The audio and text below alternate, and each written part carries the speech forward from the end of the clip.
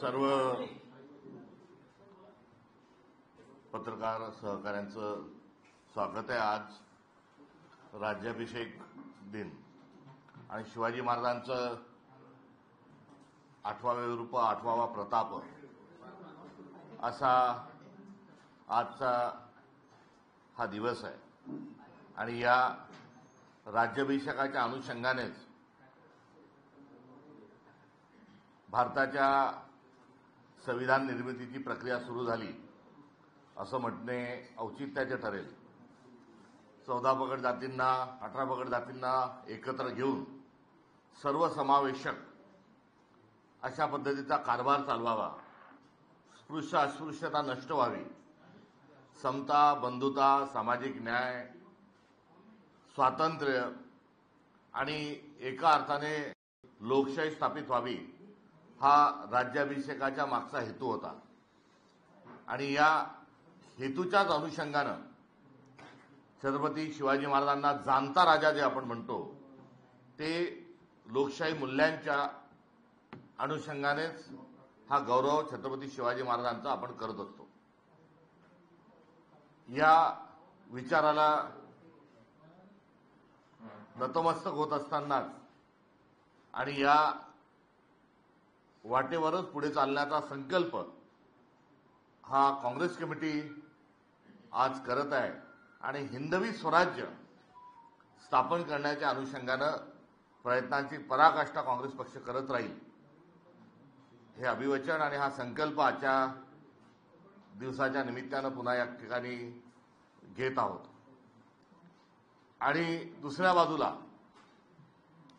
शिवाजी महाराजांच्या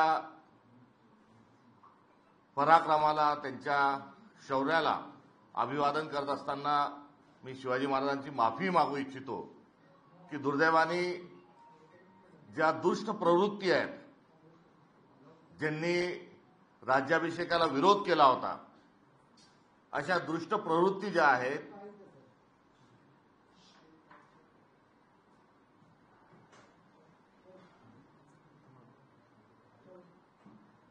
शिवाजी महाराजांची माफी देखील आम्ही या ठिकाणी मागतो।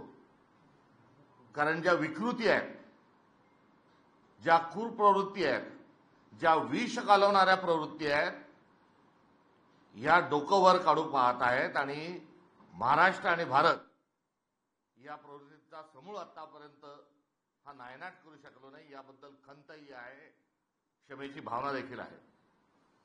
काही दिवसांपूर्वीच मुख्यमंत्री देवेंद्र फडणवीस साहेबांनी एक वक्तव्य केलं की ब्राह्मण समाज हा जसा दुधात साखर असते तसं छोटासा जरी असला तरी तो साखर जशी असते तशी त्याची ब्राह्मण समाजाची भूमिका आहे। त्यांच्या भूमिकेचं अर्थात आम्ही स्वागत करतो, मात्र त्यांचं विधान हे एकांगी आहे। केवळ ब्राह्मण समाजच नाही आहे तर सर्व जाती धर्म जे आहेत हे या महाराष्ट्राच्या संस्कृतीला, भारताच्या संस्कृतीला, परंपरेला गोड करण्याच्या अनुषंगानं, नवे नवे तर अमृततुल्य करण्याच्या अनुषंगानं प्रत्येक जात आपलं योगदान या महाराष्ट्र निर्माणच्या, राष्ट्र निर्माणच्या, भारत निर्माणच्या, स्वातंत्र्य निर्माणच्या प्रक्रियेमध्ये हा करत आलेला आहे। त्यामुळे हा कोणत्या एका समाजाची मक्तेदारी नाही, ही कोणत्या एका समाजाची ठेकेदारी नाही, तर 18 पगड जातींनी या महाराष्ट्राला, या भारताला महान बनवण्याकरता, विशाल स्वरूप याला राज्याला, राष्ट्राला देण्याकरता प्रत्येक समाजाने, प्रत्येक जातीने, प्रत्येक धर्माने आपलं अद्वितीय योगदान दिलेलं आहे। हे या ठिकाणी आम्ही अधोरेखित करू इच्छितो। त्यामुळे त्यांचं वाक्य एकांगी आहे, त्याला पूर्ण अनुषंगानं बघण्याची आवश्यकता आहे। आणि ही आवश्यकता असतानाच जे महाराष्ट्रात जे सुरू आहे, ज्याचा संताप आहे, ज्याची चीड आहे, ते एकामागे एक घटना होत आहेत। महाराजांचा अपमान करा, सुरक्षा मिळवा, महाराजांचा अपमान करा, पुरस्कार मिळवा, अशी ही राज्य शासनाने जी योजना चालवलेली आहे याचा आम्ही धिक्कार करतो।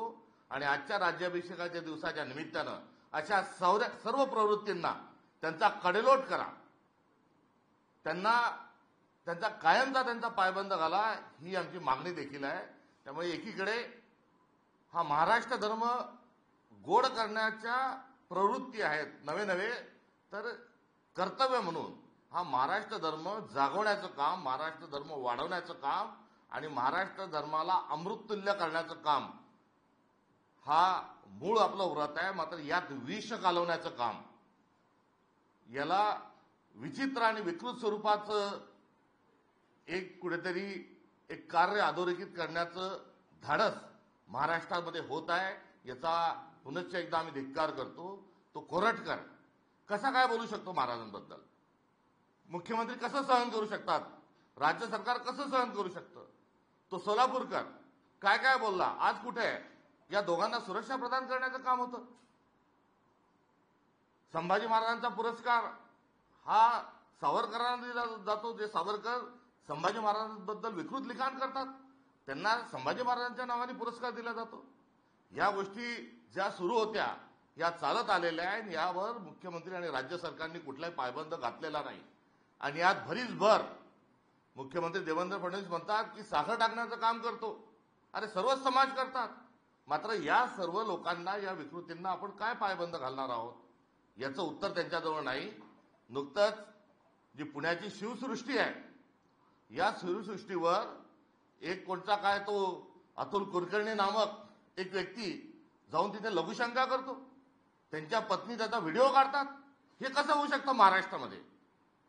हा जो कुलकर्णी आहे हा बाजीप्रभू देशपांडेच्या वंशाचा कुलकर्णी नाही आहे. हा शिवाजी महाराजांच्या विचाराचा कुलकर्णी नाही, तर हा अफजल खानाचा जो वकील होता, अफजल खानाचा जो सर्वेसर्वा होता, हा भास्कर कुलकर्णीचा हा वारस आहे. ही भास्कर कुलकर्णीची औलाद आहे. आणि या कुलकर्णीचा संतापजनक जो व्हिडिओ समोर आलाय आणि त्यांनी केलेलं जे कृत्य समोर आलेलं आहे, हा महाराष्ट्र नासवण्याचा प्रयत्न आहे. एखादा माणूस हा सृष्टीवर जाऊन मुततो आणि मुख्यमंत्री काय करतात? याच्यावर बघ्याची भूमिका घेतात. हे विष कोतणारे, विषयाच्या पलीकडे जाऊन आता इतकं घाणेरडं कृत्य करणाऱ्या माणसांना राज्य सरकार हा कुठेतरी त्यांचा पाठिंबा आहे का, बळ आहे का, हाही प्रश्न या निमित्तानं उपस्थित होतो. आणि हा उपस्थित होत असताना याचं उत्तर जे आहे हे उत्तर शब्दात असू शकत नाही. याचं उत्तर कृतीत असलं पाहिजे. आणि कृतीच्या पलीकडे जाऊन या विकृतीला एकदम हे बळ कुठून आलं? जेव्हापासून ही महायुती आली आहे तेव्हापासून या सगळ्या विकृतींनी डोकं वर का काढलं? यांची कशी हिंमत होते? याला कुठून बळ कुठून मिळतंय? यात सत्तेतली माणसं याला बळ देतात आहेत का? हा एक प्रश्न निर्माण होतो. आणि हा प्रश्न निर्माण होत असतानाच एकामागे या गंभीर घटनांची शृंखला इथपर्यंत थांबलेली नाही. शिवाजी महाराजांचा जिरेटोप जो आहे हा आमच्यासाठी शिरसावंद आहे. आणि हा जिरेटोप जो आहे तो घालण्याच्या अनुषंगाने त्याचे संकेत आहेत, त्याची संहिता आहेत. मात्र भाजपची जी लोक आहेत जी आता जिरेटोप स्वतः घालून घ्यायला लागली आहेत. काल योगीजी जे आहेत, या योगीजींनी एक नवीनच माहिती काढली आहे. आणि त्यांनी सांगितलंय की रामदास स्वामी जे आहेत हे शिवाजी महाराजांचे गुरु होते. अहो, रामदास स्वामींची शिवाजी महाराजांची कधी भेटच झाली नाही. आणि आपण कसं काय रामदास स्वामींना शिवाजी महाराजांचे गुरु म्हणतात? जे ऐतिहासिक तथ्य नसताना आपण खोटा इतिहास आणि ही जी मांडोगिरी जी चालू केलेली आहे, ही जी मांडोली जी चालू केलेली आहे ताबडतोब थांबवा. आणि हे होत असतानाच त्या योगींची हिंमत कशी झाली की आमच्या छत्रपती शिवाजी महाराजांचा जिरेटोप हा त्यांनी डोक्यात घालून घेतला.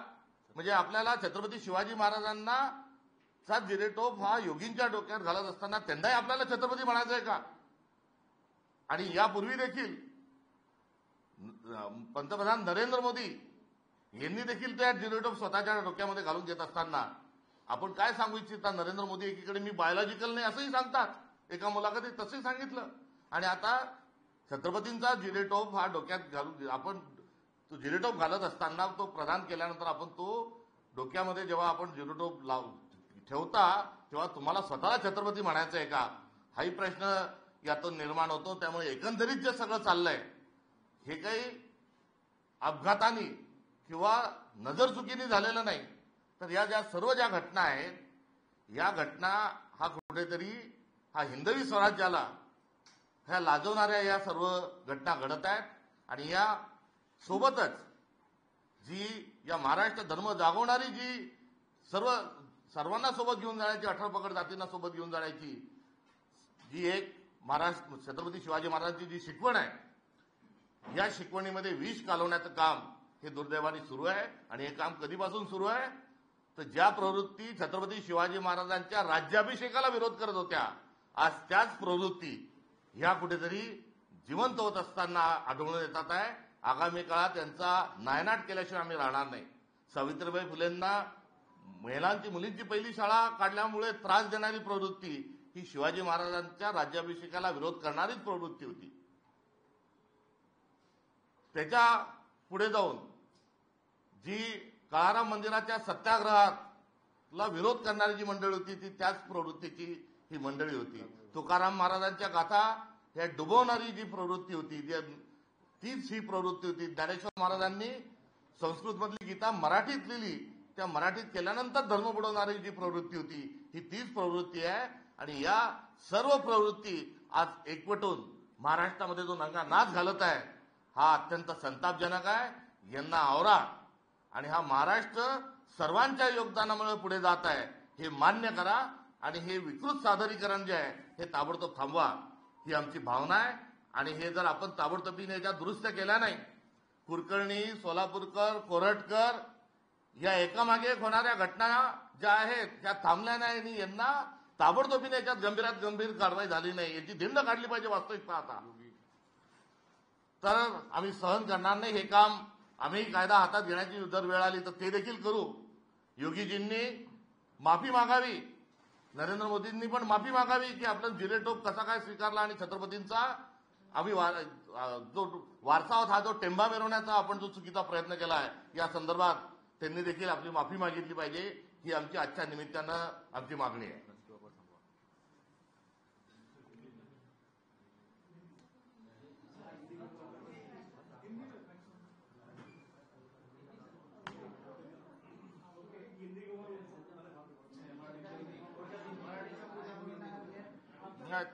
हा संपवायचा नाही, हा याच्यात कुठलाही प्रश्नाची याच्यामध्ये कुठेही स्कोप नाही. जे सांगितलं त्या सगळ्या गोष्टी ज्या आपल्या पुढे आहेत, आपल्या पुढ्यात आहेत, या गोष्टीमध्ये कुठेही दुसरी बाजू नाही आणि जी आहे ती नॉट निगोशिएबल. अत्यंत संतापजनक घटना घडलेल्या आहेत आणि या संदर्भामध्ये एकमुखाने हा संताप व्यक्त केला पाहिजे ही माझी आपल्या सगळ्यांकडून, नागरिकांकडून, सगळ्यांकडून अपेक्षा है. छत्रपति शिवाजी महाराज ने हिंदवी स्वराज स्थापित किया था और जो हिंदवी स्वराज का जो सपना था वो आज के संविधान के साथ मिलता जुलता है. मैं हिंदवी स्वराज और संविधान ये एक ही ऐसा यदि मैं बोलूंगा तो कोई अतिशोक्ति की बात नहीं, क्योंकि उसमें जो जज्बात थे, जो सामाजिक न्याय की, सर्वधर्म समभाव की, बंधुत्व की जो बात थी वही संविधान में साकार हुई है.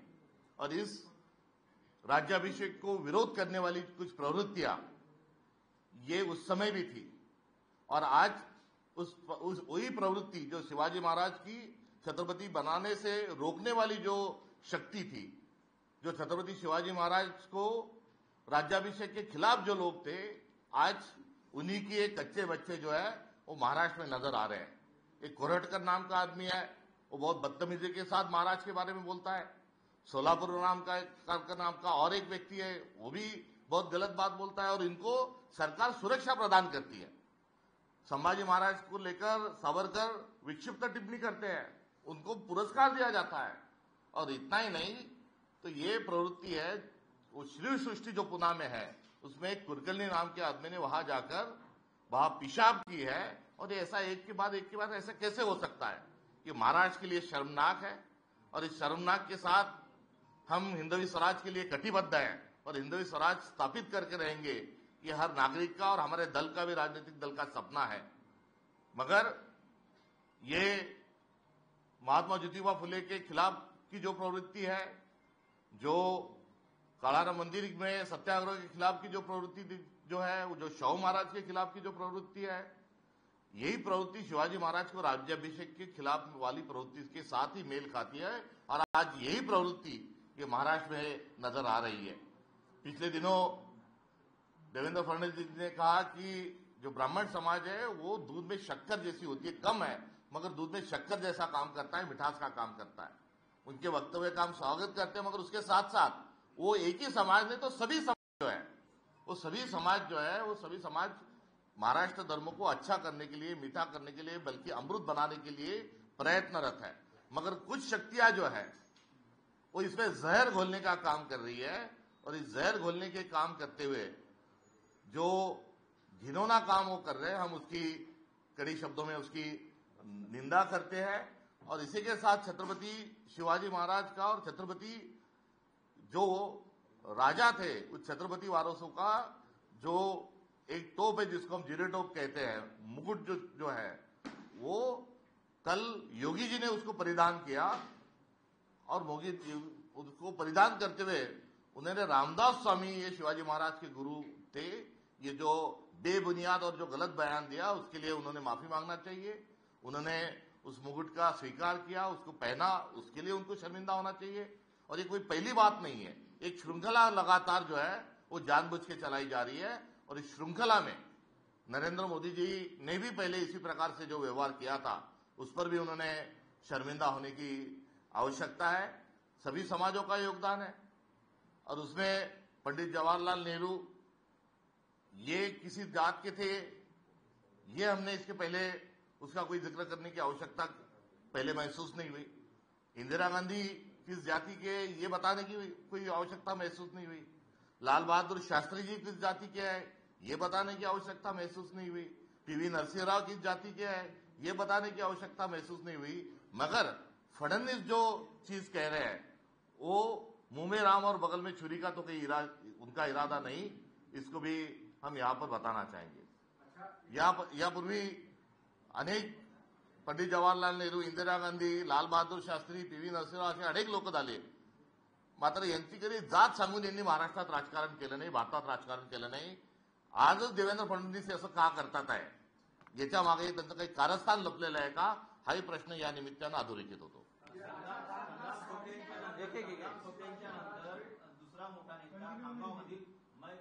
आजचा जो विषय आहे त्या विषयाशी आपण फिक्स राहू, कारण ही फार गंभीर बाब आहे।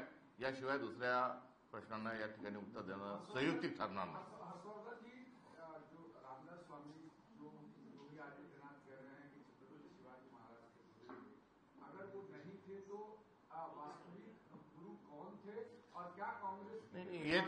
ये देखिए, ये डिटेल का इसके लेके बहुत सारी किताबें और संशोधन है, इसको गुमराह मत होने दीजिए।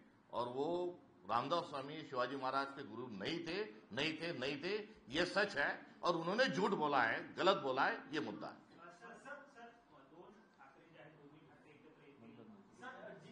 सॉरी,